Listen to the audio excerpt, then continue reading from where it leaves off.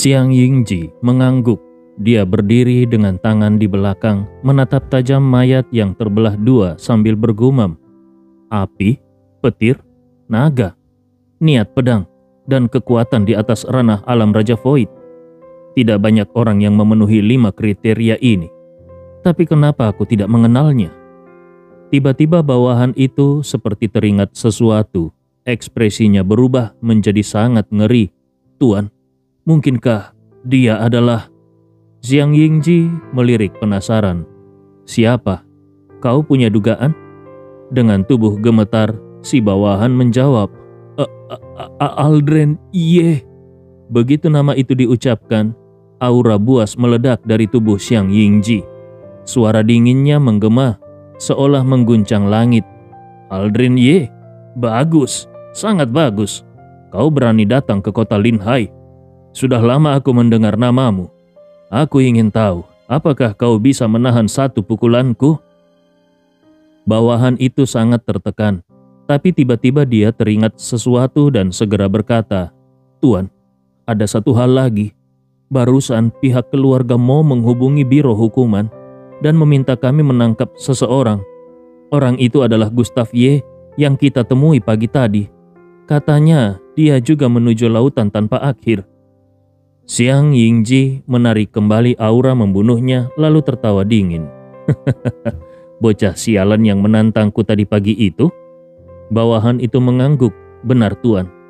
Xiang Yingji memutar pedang lebarnya lalu menyandarkannya di bahu. Aku sudah memberinya kesempatan, tapi dia tidak tahu bersyukur. Pagi menyinggung keluarga Su, dan sekarang berani menyinggung keluarga Mo juga. Kalau begitu, aku sendiri yang akan menghapusnya dari muka bumi. Saat ini Gustav dan Ye Lingtian sudah tiba di tepi pantai lautan tanpa akhir. Ye Lingtian berkata, Tuan Istana, menurut ingatan yang diberikan ayahku, 3 hari hilangnya dia adalah karena berada di dasar lautan ini. Gustav merapalkan jurus dengan jari-jarinya. 2 lapis penghalang pun menyelimuti dirinya dan Ye Lingtian. Dia berkata, ayo. Sudah saatnya kita lihat peninggalan apa yang ditinggalkan ayahmu. Mereka pun langsung menyelam ke dalam laut. Setelah 10 menit penuh, mereka akhirnya tiba di dasar laut dan berjalan seolah di tanah datar. Berkat teknik Gustav, mereka bisa bergerak bebas di dalam air. Bahkan bernapas pun tidak menjadi masalah. Dipandu oleh Ye Lingtian, Gustav akhirnya menemukan sebuah gua bawah laut. Gua itu tak terukur dalamnya. Setelah sedikit ragu, mereka memutuskan masuk. Gustav sangat waspada. Dia menggenggam erat pedang pembunuh naga surgawi. Meski ayah Ye Lingtian tidak mungkin mencelakai mereka, namun tempat ini tetap memberi firasat yang tidak menyenangkan. Untungnya, setelah masuk lebih dalam, kegelapan pun sirna. Cahaya terang muncul di dalam gua. Semuanya terlihat jelas.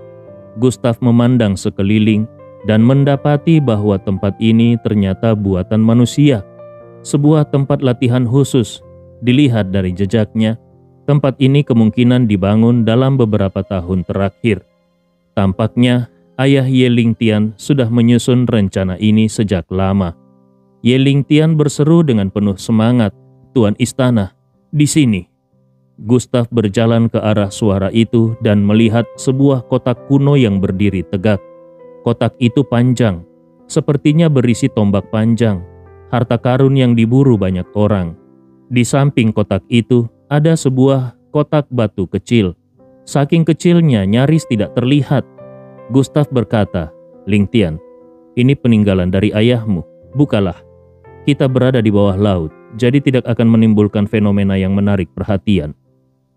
Ye Lingtian mengangguk, lalu membuka kotak kuno itu. Begitu bagian ujung kotak terbuka, aura hitam pekat langsung mengalir keluar. Ada energi iblis yang sangat kuat. Saat kotak terbuka sepenuhnya, Gustav melihat sebatang tombak panjang yang diselimuti aura iblis. Tombak itu sepanjang 2 meter, memancarkan aura hitam dengan permukaan legam di mana kilauan bintang samar-samar terlihat. Aura membunuhnya tajam dan mematikan. Seluruh tubuh tombak terukir totem naga. Begitu hidup, hingga seolah naga hitam siap menerjang keluar dari tombak itu. Tidak hanya itu, ujung tombak memancarkan cahaya biru keunguan yang dingin. Tombak itu sangat tajam. Kalau mengenai tubuh manusia, pasti akan langsung meledak menjadi kabut darah. Meski tidak tahu asal dari cahaya biru itu, namun di dalam hati Gustav muncul dua kata, 9 neraka. Satu tebasan tombak ini bisa membelah 9 neraka. Tiba-tiba tombak itu mulai bergetar hebat. Seluruh dasar laut bergetar dan bergolak. Tombak itu seolah punya roh, langsung meloncat keluar dari kotak dan melesat ke arah Gustav. Cahaya tajam dingin menandakan niat membunuh. Raut wajah Ye Lingtian berubah drastis. Kalau tombak itu melukai tuan istana, maka dialah penyebabnya. Dia berteriak panik, "Tuan istana, hati-hati!" Namun dia melihat Gustav sama sekali tidak bergerak dan tidak berniat menghindar. Tombak itu berputar cepat mengelilingi tubuh Gustav beberapa kali, lalu berbalik arah dan langsung menusuk ke arah dahi Gustav. Ye Lingtian menahan napas. Dia ingin mati menggantikan Gustav pun tidak akan sempat. Tombak itu nyaris menembus dahi Gustav. Namun Gustav bahkan tidak berkedip dan hanya bahkan berdiri tegak seperti gunung. Tiba-tiba tombak itu berhenti di udara. Dan pada saat yang sama dahi Gustav berubah. Cahaya gelap menyala dari sana seperti mata dari neraka yang terbuka perlahan. Kemudian tombak yang menggila itu mulai melengkung, berputar ke kiri dan ke kanan Gustav, dengan ujung tombak masih mengarah ke arah Gustav, seolah tombak itu sedang menguji dan menilai Gustav. Gustav dan tombak itu membentuk tatapan yang seolah berlangsung selama berabad-abad. Gustav tidak bergerak sedikit pun. Manik iblis yang pernah menembus antara alisnya kini memancarkan cahaya aneh. Matanya memerah seolah diselimuti darah. Aura iblis di sekujur tubuhnya bahkan berubah menjadi jubah hitam yang gagah dan mengintimidasi. Melihat pemandangan ini, Ye Lingtian mulai tidak tenang. Benda kuno ini ternyata bisa melengkung. Ini belum pernah terdengar sebelumnya. Dan lagi rasanya seperti tombak ini sedang memilih tuannya. Mungkinkah pengorbanan nyawa ayahnya untuk menjaga benda ini bukan untuk dirinya, melainkan untuk sang tuan istana? Itu sangat mungkin. Ye Lingtian tidak merasa kecewa. Dia justru bersemangat. Sejak awal dia memang terbiasa menggunakan pedang. Jadi meskipun ayahnya mewariskan tombak itu kepadanya, itu tidak akan ada gunanya baginya. Sebaliknya itu justru hanya akan mengganggu pemahamannya terhadap jalan pedang.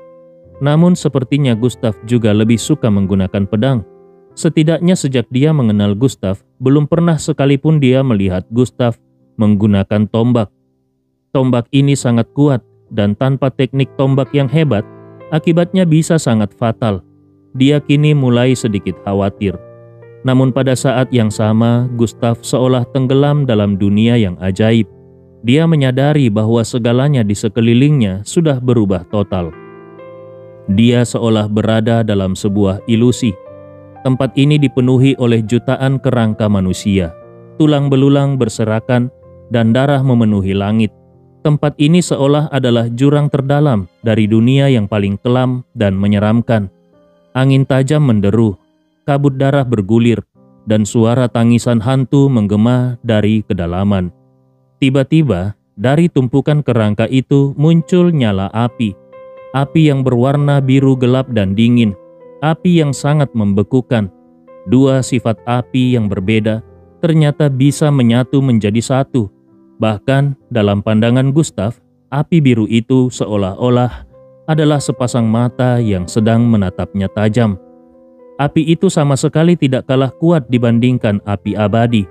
Saat Gustav masih terpana, api itu berubah menjadi bayangan tombak dan langsung masuk ke dalam kegelapan di antara alis Gustav. Detik berikutnya, rasa sakit yang luar biasa langsung menyerang Gustav. Ketika Gustav mengangkat kepalanya, dia menyadari pemandangan di depannya sudah berubah lagi. Waktu berjalan mundur, kerangka-kerangka itu hidup kembali dan berubah menjadi para praktisi. Setiap praktisi itu dipenuhi aura membunuh yang brutal. Yang terendah di antara mereka bahkan sudah berada di tingkat alam Raja Void. Ada pula yang berada di tingkat alam Dai Yuan atau bahkan alam Kaisar Dewa. Semua orang itu bergerak menuju ke jurang terdalam dengan disertai teriakan dan raungan. Saat itu, dari kegelapan muncul sebuah sosok.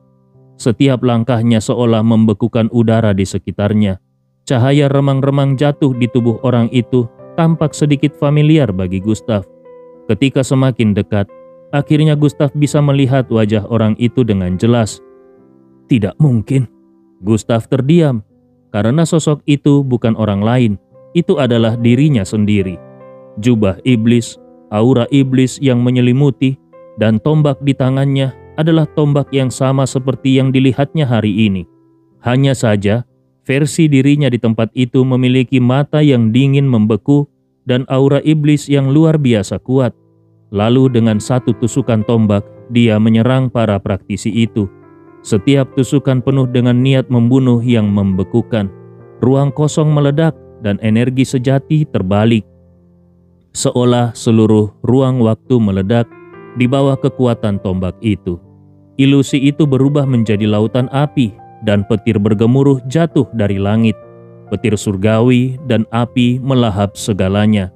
Terjadi kehancuran total dan penguasa dari tempat ini tidak lain adalah dirinya yang sudah berubah menjadi iblis itu. Semua kerangka ini, apakah semua itu adalah hasil dari tangannya sendiri? Sosok iblis itu seolah menyadari sesuatu.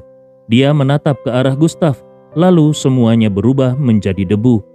Ilusi itu menghilang. Gustav menyadari kalau dirinya sudah kembali ke dunia nyata. Tombak itu tidak lagi menatapnya, melainkan melayang di hadapannya. Jelas tombak itu memintanya untuk menggenggamnya. Gustav tidak ragu, dia bisa merasakan kalau tombak ini seolah terlahir untuk dirinya.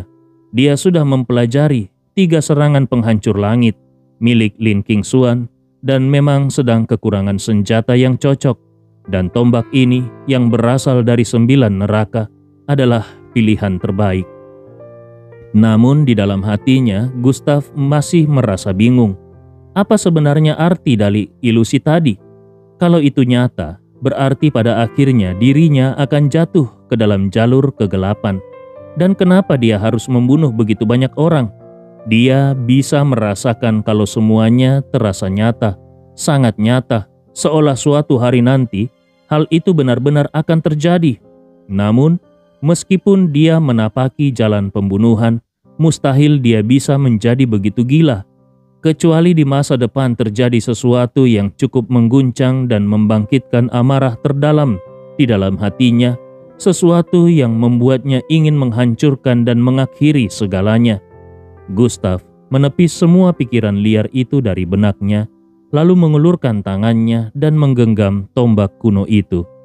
Tiba-tiba telapak tangan Gustav tergores dan darah segar langsung mengalir keluar. Darah itu langsung diserap oleh tombak. Gustav bisa merasakan hubungan antara dirinya dan tombak ini terbentuk di dalam lautan kesadarannya. Lalu, dia menggenggam tombak itu lebih erat sambil mengumpulkan energi sejatinya, dan dengan satu sapuan tombak yang sederhana, air laut di sekitarnya langsung terbelah menjadi 2, dan kekuatan niat tombak yang mengamuk bahkan merobek tanah puluhan meter jauhnya hingga tanah itu bagaikan jurang laut dalam. Sungguh mencengangkan. Getaran dari hantaman itu terus menyebar ke segala arah. Gustav menarik kembali tombaknya dan menyentuhnya dengan lembut lalu bergumam. Meskipun masih jauh dari kekuatan dalam ilusi tadi, tapi aku sudah sangat puas.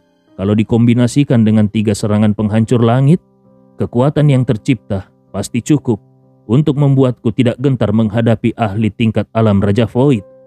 Setelah berkata begitu, Gustav seperti baru teringat sesuatu, lalu dia bertanya kepada tombak itu, "Kau punya nama?" Tombak itu seolah mengerti ucapan Gustav. Dia kembali melengkung, seakan sedang menggeleng. Gustav merenung selama beberapa detik, lalu berkata, "Tadi di dalam ilusi, tempat itu sepertinya adalah 9 neraka. Kalau begitu, aku akan menamakanmu Tombak Pembunuh 9 Langit. Dengan kekuatan 9 langit, aku akan mewujudkan ambisiku, yaitu meluluh lantakkan neraka dan membantai hukum langit." Tombak Pembunuh 9 Langit tampak sangat gembira saat mengetahui dirinya sudah diberi nama. Dia bahkan menempel ke tubuh Gustav dan melilit seperti ular roh. Ujung tombaknya memancarkan cahaya api yang redup dan menakutkan, membuat siapapun tidak berani menatapnya secara langsung. Gustav kembali memberikan perintah, "Baiklah, sekarang masuklah ke dalam makam reinkarnasi. Kalau aku memanggilmu, barulah kau keluar." Tombak Pembunuh 9 Langit jelas mengerti maksud Gustav. Dia mengangguk kuat-kuat, lalu langsung lenyap dari pandangan. Semua kembali hening. Gustav menoleh ke arah Ye Lingtian dan berkata dengan nada sedikit bersalah, "Lingtian, senjata ini sudah mengakuiku sebagai tuannya. Aku sungguh..." Namun sebelum dia selesai berbicara, Ye Lingtian sudah tersenyum dan berkata, "Tuan istana, kau tidak perlu menjelaskan apapun. Aku mengenal ayahku. Tombak Pembunuh 9 Langit ini memang bukan untukku. Sejak awal, tombak ini memang ditakdirkan untukmu. Lagi pula, aku adalah orangmu. Bahkan kalaupun tuan istana menghendaki nyawaku, aku pasti tidak akan menolak." Gustav hanya bisa menggeleng tak habis pikir lalu menegur, "Apa yang kau bicarakan, Ye Lingtian? Dalam hidup ini kau harus terus berada di sisiku dan tidak boleh mati. Siapapun yang berani menyentuhmu, aku Gustav Ye akan memusnahkan seluruh keluarganya." Ye Lingtian langsung mengangguk kuat-kuat. Kalimat Gustav ini memberikan kepercayaan diri yang luar biasa baginya. Dengan pemimpin seperti ini, apalagi yang harus dicari olehnya? Tiba-tiba Gustav menyadari sesuatu. Dia menggenggam jari-jarinya dan sebuah kotak kecil muncul di tangannya. Di tempat tadi, hanya ada 2 benda.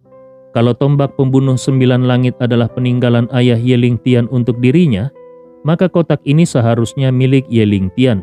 Benar saja, ketika Gustav melihatnya sekilas, dia menemukan beberapa huruf besar terukir di atasnya untuk Ye Lingtian.